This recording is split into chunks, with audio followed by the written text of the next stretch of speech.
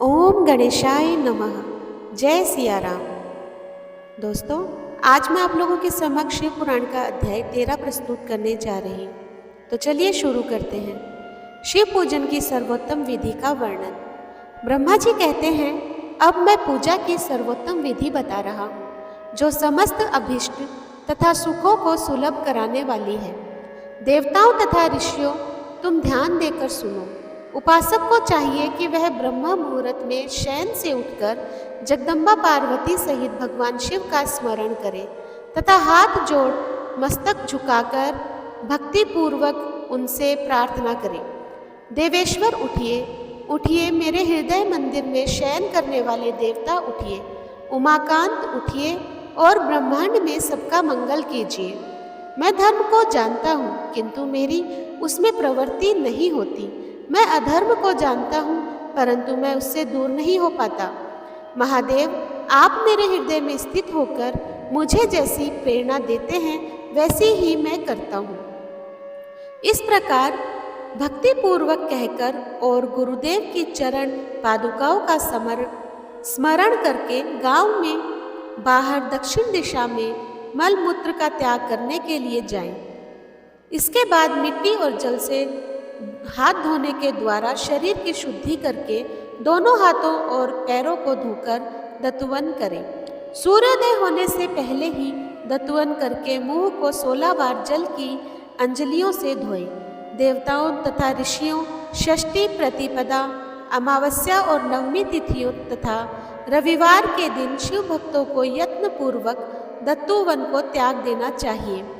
अवकाश के अनुसार नदी आदि में जाकर अथवा घर में ही भली भांति स्नान करें। मनुष्य को देश और काल के विरुद्ध स्नान नहीं करना चाहिए। रविवार, श्राद्ध, संक्रांति, ग्रहण, महादान, तीर्थ, उपवास दिवस अथवा अशौच प्राप्त होने पर मनुष्य गर्म जल से स्नान न करे। शिव भक्त मनुष्य तीर्थ आदि में प्रवाह के सम्मुख होकर स्नान करे। जो नहाने के पहले तेल लगाना चाहे, उसे विहित एवं निषिद्ध दिनों का विचार करके ही तेलाभ्यंग करना चाहिए।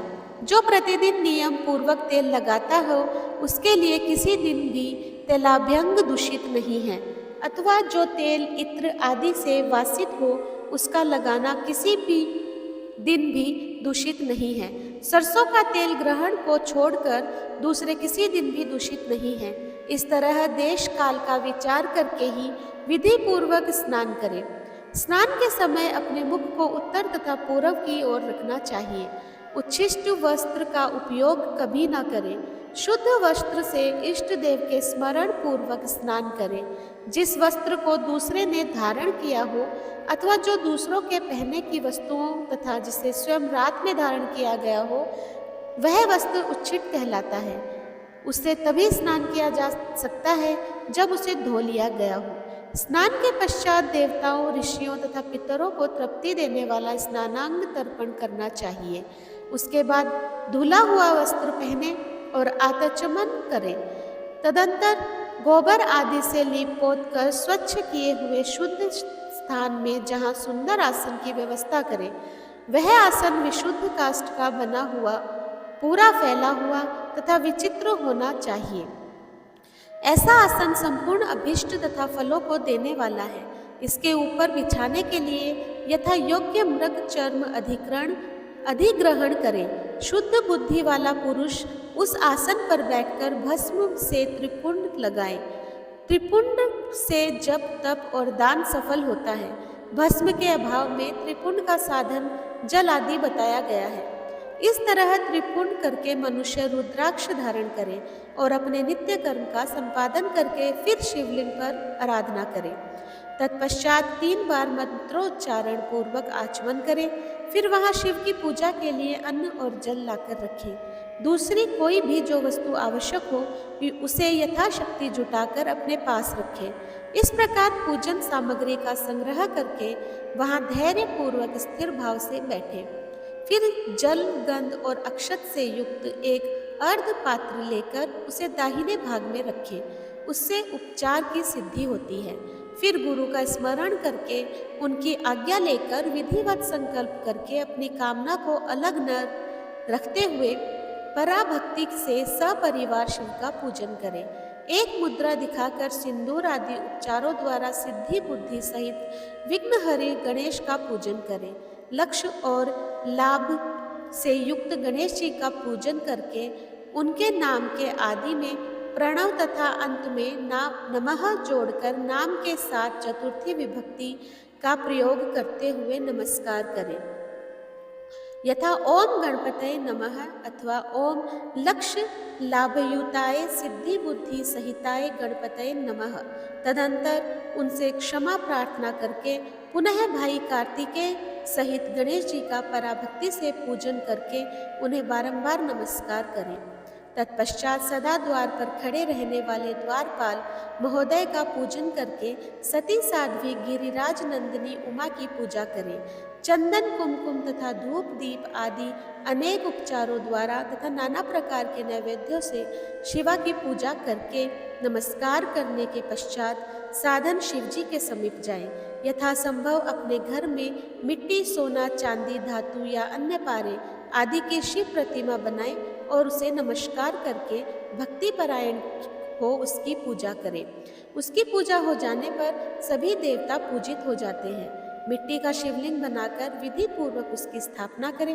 अपने घर में रहने वाले लोगों को स्थापना संबंधी सभी नियमों का सर्वथा पालन करना चाहिए। भूत शुद्धि एवं मार्तकान्यास कर की प्राण प्रतिष्ठा करें। शिवालय में दिक्पालों की भी स्थापना करके उनकी पूजा करें। घर में सदा मूल मंत्र का प्रयोग करके शिवजी की पूजा करनी चाहिए। वहाँ द्वारपालों के पूजन का सर्वथा नियम नहीं है। भगवान शिव के समीप ही अपने लिए आसन की व्यवस्था करें। उस समय उत्तराभिमुख बैठकर आचमन करें। उनके बाद दोनों हाथ जोड़कर प्राणायाम करें। प्राणायाम काल में मनुष्य को मूल मंत्र की 10 आवृत्तियां करनी चाहिए। हाथों से 5 मुद्राएं दिखाएं। यह पूजा का आवश्यक अंग है। इन मुद्राओं का प्रदर्शन करके ही मनुष्य पूजा विधि का अनुसरण करे। तदंतर वहाँ दीप निवेदन करके गुरु को नमस्कार करे और पद्मासन या भद्रासन बांधकर बैठे अथवा उत्तानासन या पर्यंकासन का आश्रय लेकर सुखपूर्वक बैठे और पुनः पूजन का प्रयोग करें। फिर अर्धपात्र से उत्तम शिवलिंग का प्रक्षालन करें। मन को भगवान शिव से अन्यत्र न ले जाकर पूजा सामग्री को अपने पास रखकर निम्नांकित मंत्र समूह से महादेव की आवाहन करें। आवाहन कैलाश शिखरस्थः। जो कैलाश के शिखर पर निवास करते हैं, पार्वती देवी के पति है, समस्त देवताओं से उत्तम है, जिनके स्वरूप का शास्त्रों में यथावत वर्णन किया गया है, जो निर्गुण होते हुए भी गुण रूप है, जिनके 5 मुख 10 भुजाएं और प्रत्येक मुख्य मंडल में 3-3 नेत्र हैं, जिनकी ध्वजा पर वृषभ का चिन्ह अंकित है, अंग कांति कपूर के समान गौर है, जो दिव्य रूपधारी चंद्रमा रूपी मुकुट से सुशोभित तथा सिर पर जटा जूट धारण करने वाले हैं, जो हाथी की खाल पहनते हैं और व्याघ्र चर्म ओढ़ते हैं, जिनका स्वरूप शुभ है, जिनके अंगों में वासुकी आदि नाग लिपटे रहते हैं, जो पिनाक आदि आयुध धारण करते हैं, जिनके आगे 8 सिद्धियां निरंतर नृत्य करती रहती है, भक्त समुदाय जय जयकार करते हुए जिनकी सेवा में लगे रहते हैं, दुस्सह तेज के कारण जिनकी ओर देखना भी कठिन है, जो देवताओं से सेवित तथा संपूर्ण प्राणियों को दर्शन शरण देने वाले हैं, जिनका मुखारविंद प्रसन्नता से खिला हुआ है, वेदों और शास्त्रों में जिनकी महिमा का यथावत गान किया है, विष्णु और ब्रह्मा भी सदा जिनकी स्तुति करते हैं तथा जो परमानंद स्वरूप है, उन भक्त वत्सल शंभु शिव का मैं आवाहन करता हूँ। इस प्रकार शंभु शिव का ध्यान करके उनके लिए आसन दें। चतुर्थ्यंत पद से ही सब कुछ अर्पित करें। आसन के पश्चात भगवान शंकर को पाद्य और अर्घ्य दें। फिर परमात्मा शंभु को आचमन कराकर पंचामृत संबंधी दलों द्वारा प्रसन्नता पूर्वक शंकर को स्नान कराएं। वेद मंत्रों अथवा समन एक चतुर्थ नाम पदों का उच्चारण करके भक्ति पूर्वक तथा योग्य समस्त द्रव्य भगवान को अर्पित करें। अष्ट द्रव्य को शंकर के ऊपर चढ़ाएं। भगवान शिव को वरुण स्नान कराएं। स्नान के पश्चात उनके अंगों में सुगंधित चंदन तथा अन्य द्रव्यों का यत्न पूर्वक लेप करें। फिर सुगंधित जल से ही उनके ऊपर जलधारा गिराकर अभिषेक करें। वेद मंत्रों, षडंगों तथा शिव के 11 नामों द्वारा जलधारा चढ़ाकर वस्त्र से शिवलिंग को अच्छी तरह पोंछें। फिर आचमनार्थ जल दें और वस्त्र समर्पित करें। नाना प्रकार के मंत्रों द्वारा भगवान शिव को तिल, जौ, गेहूं, मूंग और उड़द अर्पित करें। फिर 5 मुख वाले परमात्मा शिव को पुष्प चढ़ाएं। प्रत्येक मुख पर ध्यान के अनुसार यथोचित अभिलाषा करके कमल, सतपत्र, शंख पुष्प, कृष पुष्प, धतूर, मंदार, द्रोण पुष्प, तुलसी दल और बिलपत्र चढ़ाकर पराभक्ति के साथ भक्त वत्सल भगवान शंकर की विशेष पूजा करें। अन्य सब वस्तुओं का अभाव होने पर शिव को केवल बिलपत्र ही अर्पित करें। बिलपत्र समर्पित होने से ही शिव की पूजा सफल होती है। तत्पश्चात सुगंधित चूर्ण और सुवासित उत्तम तेल विविध वस्तुओं बड़े हर्ष के साथ अर्पित करें। फिर प्रसन्नता पूर्वक गुगुल और अगुर आदि की धूप निवेदित करें। तदंतर शंकर जी को घी से भरा दीपक दें। इसके बाद निम्नलिखित मंत्र से भक्ति पूर्वक पुनः अर्घ दें और भाव भक्ति से वस्त्र द्वारा उनके मुख का मार्जन करें।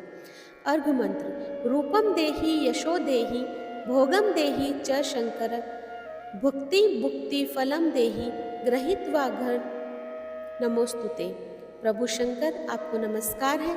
आप इस अर्घ को स्वीकार करके मुझे रूप दीजिए, यश दीजिए, भोग दीजिए तथा भोग और मोक्ष रूपी फल प्रदान कीजिए। इसके बाद भगवान शिव को भांति भांति के उत्तम नैवेद्य अर्पित करें। नैवेद्य के पश्चात प्रेम पूर्वक आचमन कराएं। तदंतर सांगोपांग तांबूल बनाकर शिव को समर्पित करें। फिर 5 बत्ती की आरती बनाकर भगवान को दिखाएं। उसकी संख्या इस प्रकार है: पैरों में 4 बार, नाभि मंडल में के सामने 2 बार, मुख के समक्ष 1 बार तथा संपूर्ण अंगों में 7 बार आरती दिखाएं। तत्पश्चात नाना प्रकार के स्तोत्रों द्वारा प्रेम पूर्वक भगवान वर्षभ ध्वज की स्तुति करें। तदंतर धीरे धीरे शिव की परिक्रमा करें। परिक्रमा के बाद भक्त पुरुष साष्टांग प्रणाम करें और निम्नलिखित मंत्र से भक्ति पूर्वक पुष्पांजलि दें। अज्ञान आदि: शंकर, मैंने अज्ञान से या जानबूझकर जो पूजन किया है वह आपकी कृपा से सफल हूँ। मृड मैं आपका हूँ। मेरे प्राण सदा आप में लगे हुए हैं। मेरा चित्त सदा आपका चिंतन करता है। ऐसा जानकर हे गौरीनाथ, भूतनाथ, आप मुझ पर प्रसन्न होइए। प्रभु, धरती पर जिनके पैर लड़खड़ा रह जाते हैं उनके लिए भूमि ही सहारा है। उसी प्रकार जिन्होंने आपके प्रति अपराध किए हैं उनके लिए भी आप ही शरणदाता हैं। इत्यादि रूप से बहुत बहुत प्रार्थना करके उत्तम विधि से पुष्पांजलि अर्पित करने के पश्चात पुनः भगवान को नमस्कार करें। फिर मंत्र से विसर्जन करना चाहिए। विसर्जन: स्वस्थानम। देवेश्वर प्रभु, अब आप परिवार सहित अपने स्थान पर पधारें। नाथ, जब पूजा का समय हो तब पुनः आप यहाँ सादर पदार्पण करें। इस प्रकार भक्त वत्सल शंकर की बारंबार प्रार्थना करके उनका विसर्जन करें और उस जल को अपने हृदय में लगाएं तथा मस्तक पर चढ़ाएं। इस तरह मैंने शिव पूजन की सारी विधि बता दी जो भोग और मोक्ष देने वाली है। अब और क्या सुनना चाहते हो? ओम नमः शिवाय। दोस्तों, शिव पुराण का अध्याय 13 यहाँ समाप्त होता है। अगर आपको पसंद आया हो तो ज़्यादा से ज़्यादा मेरे चैनल को सब्सक्राइब कीजिए, लाइक कीजिए और शेयर कीजिए। धन्यवाद।